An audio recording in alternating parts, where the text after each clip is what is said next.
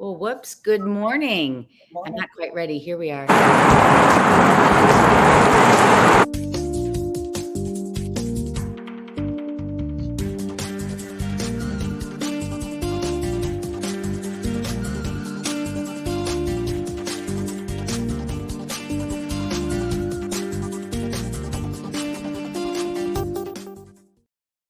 Good morning, everybody. Thanks for watching. I'm Ann Rossley here with Kyle.Harvey. We sell real estate in downtown Chicago, and we're happy to be here today. I have been remiss because I'm the keeper of the folders and the files. I have been remiss Our names are. acknowledging our names aren't up. You want to put them up so everybody sees us? Okay. I'll put it up for now. Hi. I've been remiss in marking a couple important dates, including we missed our 4-year anniversary, which was June 1st. No. And I have to share this with you. It's very painful. So I'm only going to show you 30 seconds of it. Okay. I can't. Okay. Good morning. Here we are. Good morning. How are you? I'm trying to find you on Facebook. You find me on Facebook? I think it's on Ann Facebook. I couldn't figure out how to do it to Ann Rossley. Don't worry, I'm going to find it. Ann Rossley. Let's hope we're streaming. Group, we're trying to stream live. This is Good Morning Coffee. That's not up, huh? With Kyle and Ann. We'll deal with it next time. Okay, we're gonna get it together. This is our inaugural morning coffee, and welcome everybody. Isn't that the greatest? The greatest. I know. Oh my God, people. I filmed it last night and I thought, oh, this is just keeping me in stitches. Well, remember, we were all locked in our houses. This was during the pandemic. Yes, and in fact, that weekend was right after the big riots in Chicago. That was June 1st after Memorial Day weekend, yes. And we also knew we were bad. So we started at 6:30 in the morning because we were sure nobody would watch us. But did we put that episode on YouTube or did we just let them go for a while? I don't remember. Let them go for what? Because I certainly didn't put it on my YouTube. We were learning as we went. We were. Oh my God, people. That is so funny. Isn't it? Oh my God. You got to say, that is the best awful clip. Oh, it goes on like that. It goes on, and it's so horrible. So horrible. Oh, let me see if I can find the button here. Let me see. Oh my God. Well, people, it's all better now. Yeah, well, what have we got? We're professionals now, but we have a little experience under our belts. So today, like always, everybody, we're going to talk about stats, and then we're going to get back into this whole big topic of August 17th and what you buyers need to know and be aware of. And then we've got some what properties sold fast and then what properties didn't sell because they're still on the market over 6 months later. So all kinds of fun stuff. I'm going to go through, let's see here. I'm going to go through stats pretty quickly because this is a small update, but pretty similar to our monthly. Houses, lakefront communities. In June, 105 properties closed. Oh, hold on. Let me remove, I'm back to amateur hour. Let me remove our names. There we go. 92 under contract, 273 currently for sale. That's 3.7 months worth of inventory. The median sales price has dipped a little bit from 1,350 to 1,340. In condos, 1,101 closed in the month of June, 947 under contract, and 2,420 are for sale. That's a month's supply of 2.9, a little bit under the single families, and $435,000 is the median sales price for a condo in the lakefront communities. January through June, 5,310 units of condo. This is attached, actually, not condos. Let me clarify: condos, co-ops, townhomes. 5,310 under contract, down just 2.6% from the year before. If you look at single family sales, we're up 475 versus 456. Now, this is updated since we were together last. This is the showing time index. We're down 18.9% versus last year at this same time. And interest rate, I think last time we were together, it was 6.77. Now it's 6.78. They're holding steady. Rents are going up. As of July 28th, the median price for rent was $24.27. That's up 11% versus year over year. And do we know if rents start to go up for September 1 and October 1? Because so many people, their rents are turning over, that that's a time when people move or re-up. Really good question. Right. You're speaking to the May 1, October 1 dates, and does that affect these rent numbers? But April 1, it's April 1, May 1. Yeah, May 1, October 1 were the traditional Chicago dates, but you're right. April, May versus, yeah. I'll have to do research on that. Great question. Okay. So that's that. Wow. Okay. Now. Yes. Okay. Baxter. I can hear the rustling. Oh, by the way, if you did not see my Instagram, everybody, Baxter pulled the avocados off the counter. Oh, no. He and Hazel got into them and they treated the pits like they were bones. I did not know avocados were poisonous. We called the vet. They said, bring them right in. Induced vomiting. They're still not quite back to normal, but yeah, Baxter, I need a camera at home because he must do a vertical 3-foot jump to get stuff off the counter because he's not that tall. Anyway. So what is it? Why? The flesh is fine. It's the skin and the pits that are poisonous to dogs and probably to cats. Beware. My cats are like this. I only eat the food that you did not order or you did not set out for me. Try that. That's so good. No. Great. So anyway, every time I hear a rustle now, I'm like nervous. Okay. August 17th update. I'm going to hand this over to you. All righty. So everyone, we've been talking about what a sea change is coming. Okay. So we all know when a buyer representation agreement is required. We covered this last week. I'm sorry. So before a agent can help a buyer schedule showings, do really any kind of work, they've got to enter into a buyer representation agreement. And the buyer representation agreement can take a lot of different forms, a lot of different ways. It does, but the two things it has to say are, one, that commissions or payment compensation is negotiable. So you, buyer, get to negotiate with me, agent, on how much you'll pay me. And two, how much you'll pay me for what services I'll provide. So those are the two things that have to be in a buyer representation agreement, and they can be in any form. Baird & Warner, where Ann and I work, has a form, but you can see, it can be in any kind of written agreement, but it's got to be a written agreement. There's no agreement required for us agents when we're doing an open house because you are not our clients. You are an attendee at an open house. Or if you're not working with an agent, you just contact us. We don't have to enter into an agreement, though some agents will ask you to sign a form saying, I am not your agent. Are you going to do that, Ann? I don't think so. I mean, not at an open house. I'm not going to. Not at an open house, but somewhere else. At an unrepresented showing. Are you going to do that? I don't know the answer. Yeah, that's a good question. It really is going to depend on the circumstance.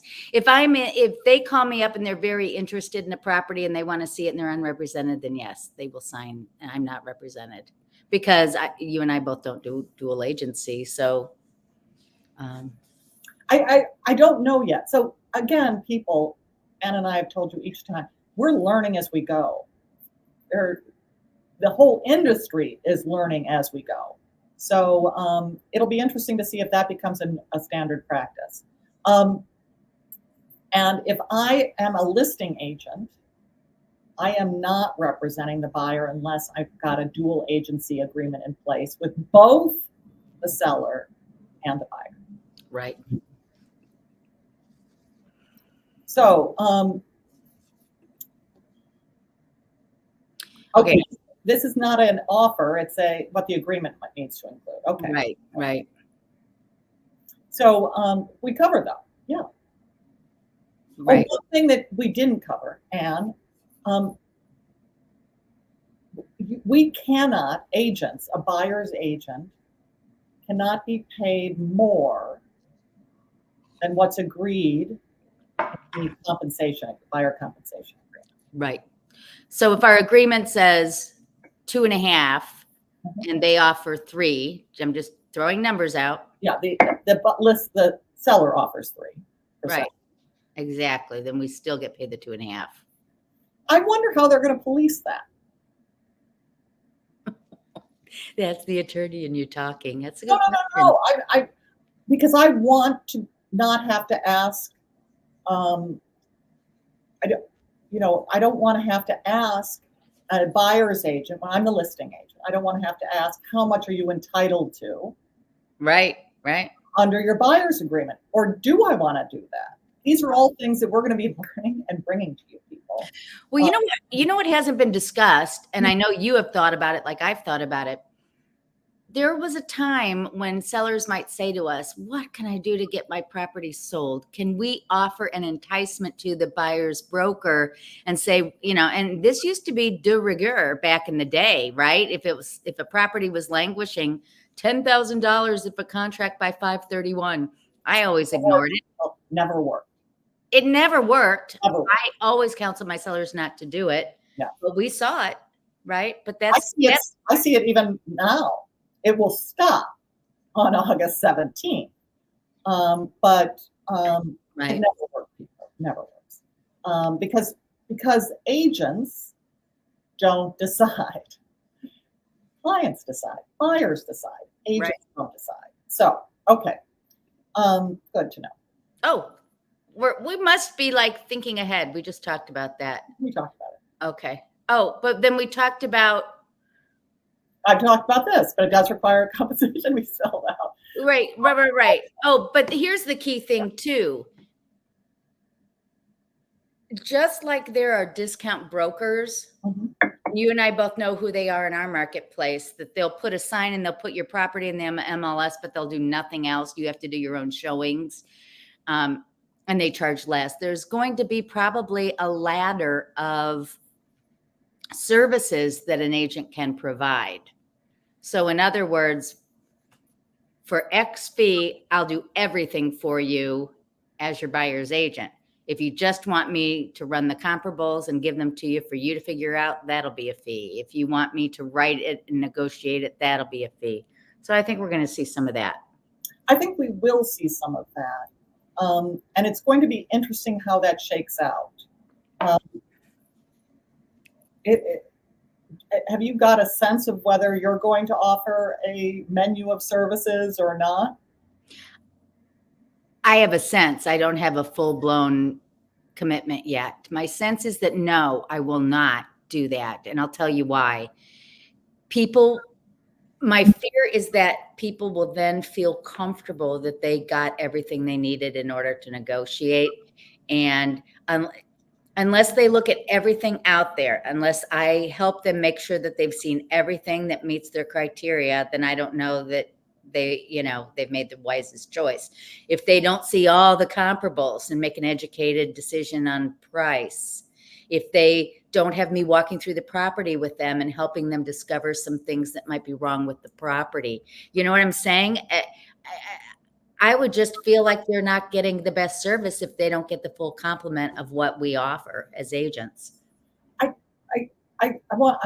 think what you're saying is similar to what I'm feeling about it, which is then they'll say, well, she didn't do this. And the answer is because you didn't pay me or want me to. You wanted to pay me less or less. And so to your point, we won't be satisfying our clients by providing the service that they expect from a real estate agent. Right. And so to avoid misunderstandings, at least initially, I'm only going to offer full service. Right. Me too. Okay. We'll see what happens with the marketplace. But, I'm very concerned. Well, I'm very concerned about the questions that they're going to offer, Number one, will I have to bring money to the closing table to pay for my buyer's agent compensation? You want to take that one? Yes, you may or may not. We're going to do everything we can to put that into the offer, and we're training our sellers to expect to receive with their offers a request for a credit to pay for the buyer's compensation. I'm having those conversations with my my listing clients that are coming up where we'll be on the market after August 17th, where we've thought about it all the way through of what kind of what kind of credit will they be prepared to consider amongst all the terms that they're going to get in an offer. Because remember, we're going to look at all of the terms with our clients and weigh the bundle of terms against, or to negotiate them, to take a look at them and use them as things to negotiate. And the credit for a seller's, a buyer's agent will be one of the terms that is negotiable.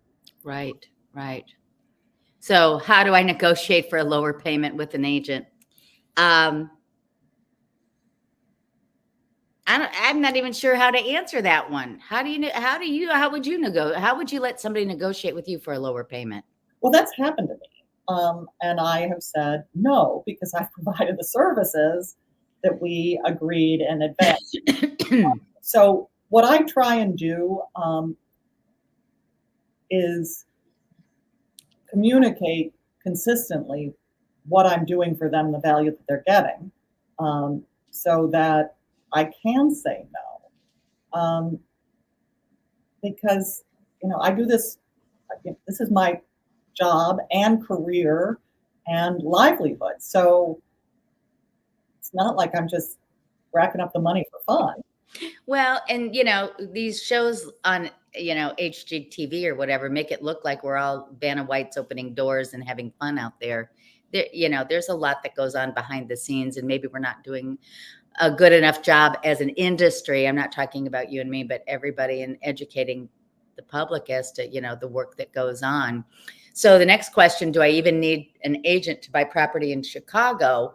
Okay, so no, you don't. You can represent yourself. That's totally fine. You and I have talked about, and we can talk about in a future episode, that I shouldn't speak for you. I've decided that in my listing agreements, there will be a phrase that says, if a buyer comes in that's unrepresented, there will be a bit of a higher fee to the seller, because we have to do additional work for someone who is not represented by an agent. And so it's not only a bit of extra work. Unrepresented buyers, it's like toddlers. We become a babysitter for a toddler because they don't know what they have to do when they have to do it. Right. So we're the ones that end up telling them to do it. And then begging them to do it because we don't represent them. Right. We sort of have to cajole and sort of keep the thing on track. Yeah. Because I don't represent them, but I want the transaction to go ahead for my seller, who I do represent. Right. I'm going to tell you that, at least in the short run, in the Chicago area, listing agents will likely counsel their sellers to prefer offers that come with an agent, because you are much more likely to have that transaction show up at the closing table and close. Right. It's not just herding cats or babysitting toddlers. There is going on right now a campaign of fraud against real estate transactions. Fraudsters are inserting themselves into real estate transactions by pretending to be agents, by pretending to be lawyers, by pretending to be the title company. Right. And unrepresented buyers have one fewer person counseling them to call the title company before they wire the money, to remind them to look at every single email to make sure it is the email coming from the email address of your lawyer, agent, or title company, so that to keep a transaction from going not just off the rails and falling apart, but buyers losing their down payment or their cash payment for the property. And I just can't, I can't emphasize enough how important, especially during this time, an agent is to, or qualified agent is to make that transaction safer on it, etc. So that's me. Yeah. No, that's very true. So yeah, they can buy a house without an agent. And I've had some young people, not even with the August 17th looming over us, but in general, young people who have access to the internet think that they, and listings on the internet, think that they have everything they need to know to buy, or they find a YouTube, this is how you buy a condo, and that, there's so much more to it than that, and there are nuances to different blocks in the city. There are things like split face block construction, or, just things that if you haven't been in it a while, you wouldn't necessarily understand or know. So, yeah, if you're a fourth time buyer in Chicago, yeah, and you're in the business or related industry somehow, you might be able to do fine buying a property without an agent. But well, oh boy, I've talked to clients before they've engaged me, and they later become clients, and they get, let's say, information from Zillow. Zillow is full of wrong information. right? They interpret asking prices as sale prices, and they interpret properties being on the market that are not on the market. And there is a lot of data on the internet, but it's not all information. A lot of it is just a data dump. Right. And so you might end up paying too much for something, assuming it's even on the market. Right. It's just tricky. Some of the top people in real estate who know the market inside and out have said that they wouldn't buy without an agent. And I'm talking like Tom Ferry, Steve Baird, they wouldn't do it. So I'm not just saying this to protect our commissions or whatever. I'm saying it because those who are in this business day in, day out, I would never go to another market and buy a property without a local agent helping me understand the market. So, all right, that's that. Thank you. Marching onward to August 17th. All right. Okay. Take it over. So people, last week we did how fast will it sell? And I gave you 4 properties, and how fast did it sell is how are those properties doing? Still on the market. 558 West Fullerton is still on the market for 2.29, and it is a 4-bedroom, 3.5 bath. Thank you, Rufus. Rufus is here. Property. It's been on the market about 19 days, and it is. I went into showing time, and it's got showings. Oh, Scheduled. So okay. Let's see what happens next week. This is still under contract. They've done the inspection, because that's what happens in the first week. And it's still on the market, people. I mean, it's still under contract, so that's a good sign. I look forward to seeing how much this sells for. My guess is it's going to sell for about that, or maybe a little more, because it went under contract really fast. This is interesting. So this property is the one on Sunnyside, and this is the one by the river. Really cool. And it's been on the market for 20 days, and it already has a price drop. Oh, they have a good agent who says if you don't get something right away, that means we're priced too high. Good for them. My guess is they had an agreement to try out the seller's price and then a price that they recommend. But it's interesting. I see these prices of 1, 7, 8, 9, and I think, what's that mean? How do you counsel people? Do you do funky numbers, or do you think funky numbers mean anything? No, in fact, the opposite. I'm big into bridge pricing. Me too. And bridge pricing, folks, is when you price directly on the number. Excuse me, because the way the search parameters are, it'll be 1.7 million to 1.8 million, or 1.8 million to 2.0 million. So you want to be 1.75. right.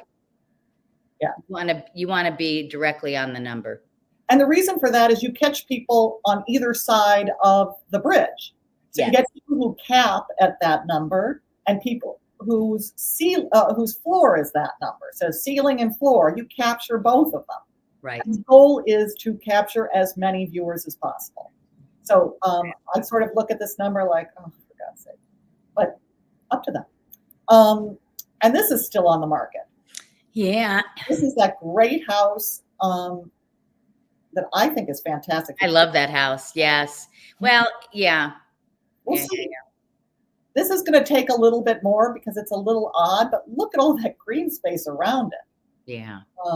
And they've really done a fantastic remodel. It's in great shape. I've noticed that certain properties in Hyde Park, and this is a little north of Hyde Park, that have sold at really high prices. So hopeful that this gets something. Yeah, we'll see. Okay. You ready for mine? My long market times? Yeah. Okay. So I wanted to see the opposite of what properties were not selling, and then we could talk about why. So this one, okay, the big number is the days on market. So I thought I took this picture yesterday. So we got the snow. There's the backyard. Can you imagine? This is 512 North Levitt, listed for 525. It says detached single family. So I get it. I mean, it has stuff to do. The penguin to really hammer home that this is a winter shot.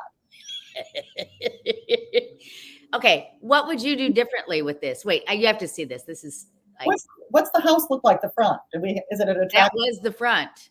I'm sorry, what? That's the front. Oh, that's the front. That's not the back. No, that's the backyard. Maybe I don't. Oh, so maybe sits back on the lot. Oh yeah, it's a coach house. 148-year-old coach house. Okay. So yeah, it's on the back of the lot. So that's really the front of the house.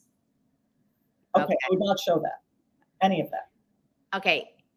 How much is the asking price? $525, and it's been on the market 501 days. Oh my God. You know, if you're buying this property, you're not. They're letting you know there's some work to be done. Yeah, well, that's true. Okay, so that's that one. All right, the next one. That one doesn't have an agent. My guess is that one, the one that looks as terrible as the other one, the 501. Yeah. Okay. Yeah, it's nobody I know. Okay. All right, this is 34 East Bellevue. It's been on the market 444 days. Here we go. Now it's a lovely home, right? Yeah. So here's the problem. It started in 16 for 4.5 million, and now we're down to 3.7 million. It's chasing the market. In 16, things weren't great. They were off and on, off and on. They were trying to take advantage of the, flight to luxury. Any other comment? I mean, it's a nice property. 5-bedroom, 4 full, 3 half bath. That's a little funky, Weasel, having 3 half baths in a home. Yeah. Okay, so this one, this one. Yes. This is the Siegel house. So can you believe 1856 Mohawk? And I looked at this and I'm like, I just saw this sold. I'm so confused. Yeah, it flipped. The person bought it, put it right back on the market. Exactly. So today it's listed for 6.9 million. Yeah, it's a beautiful house. Beautiful house. So it sold in 22 for 8,995,000. Then in 23, they put it on for 8,200,000. Now it's down to 6,900,000. What's REDC? Reduced. Okay. So they reduced it, in January. And so it's been languishing since January at that 6,900,000 number. That's too bad because it is a beautiful house. Yeah, it is. Very stunning, wide. Great location, fantastic. No neighbor. There's a little walkway in between it and the house next to it. It's really stunning. Okay. 2121 Pierce. Started in 23 at 4,900,000, is now down to 3,999. Again, not a bridge number, right?